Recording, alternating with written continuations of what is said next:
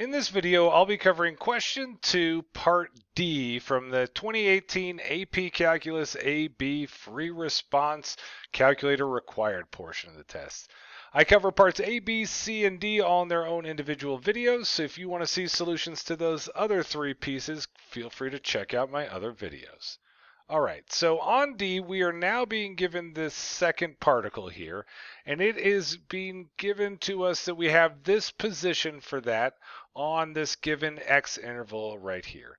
And they want to know at what time are the two particles moving with the same velocity. So when does the velocity from our first particle equal the velocity from the second particle?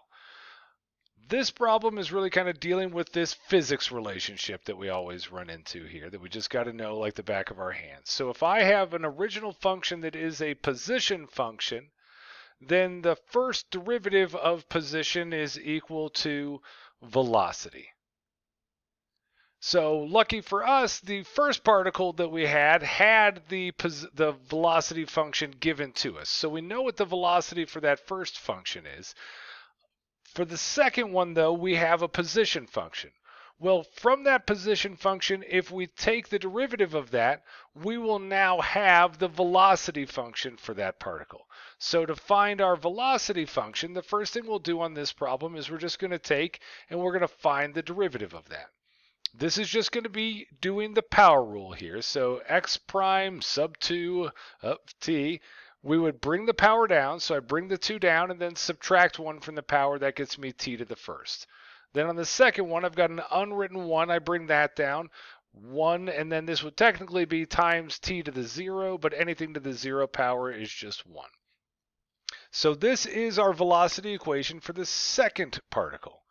Now what we need to do is really just set the velocity from particle 1 equal to the velocity from particle 2 and solve that little algebra problem. So the velocity from particle 1 was given by that original equation. So 10 sine of 0.4 t squared over t squared minus t plus 3.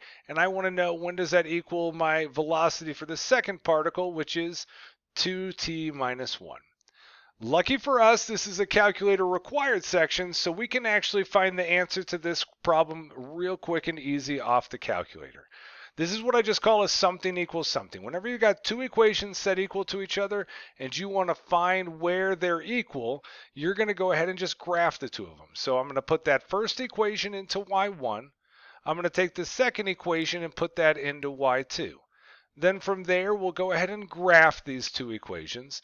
And on this problem, because they give us a window here that is what they're concerned with, we would want to adjust our window to match that. So on this, we would set our x min to equaling 0 and our x max to equaling 3.5. Then after we've graphed those two, we're going to go back into our calc menu that we've used a bunch. So we do second, calc, and this time we're going to choose the number 5 option in that menu, which is intersect. The calculator will ask us a few questions, we'll answer them, and then it'll say the word intersection, and whatever that x value is that comes out of there, that's going to end up being our answer. So we open up our calculator, go to the y equals. If you've been following along, you probably already have that equation in y1. So if not, shove it into y1 right now. We'll add into y2 the new equation, so 2x minus 1. Now we're going to adjust our window, our x min and max, because they only care about whatever answer comes out in between those x values. So I'll squeeze my window down, and now that I've done that, I'll hit graph. And from there, I've graphed it, and I can see right in the middle of my screen at kind of the top of that peak there, that's where the two graphs run into each other. That's the intersect. And now I just need to go calc that intersect, and I'm done. So I hit second. Choose the calc menu, the button above trace at the very top, and then inside that menu, I'm going to choose the number 5 option, intersect. I hit enter on that. At the bottom of the screen, the calculator is going to ask me a series of 3 questions. The first 2 questions you could always really care less about. It's going to say, is that the first curve? Yep, that's the first curve. Go ahead and hit enter. It'll switch automatically to the second curve for you and say, is that the second curve? Yep, that's the second curve. Hit enter again. It's the last question that really matters, the guess. If we had more than one intersect, it would matter a lot. Here it doesn't really matter at all because we just have one intersect. But what you always want to do is just scroll your cursor close to the intersect you want the calculator to go after. The guess is really you just pointing the calculator at the intersect you want to find. And then once you're close to it, you're going to hit enter a third and final time.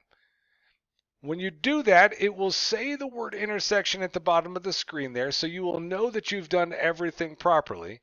And from there, it's the x value at the bottom that's going to be your final answer. So in this situation, x equals 1.5705. On the AP Calc test, they generally want you to round your final answers to 3 decimal places. So here I'd round that to 1.571. So out of there, we get 1.571. That's going to be our final answer because they don't give us any time units to work with. So out of here, we would have ended up earning our points and getting on to the next question. Thanks for watching my video. If you liked it, please click that like button and subscribe. And also share it with your friends and anyone else you know who might be crying about an upcoming AP Calc test. You can find more videos from me, more sample AP Calc questions, and my complete AP Calc study guide over at my website, apcalcprep.com. Have a great one.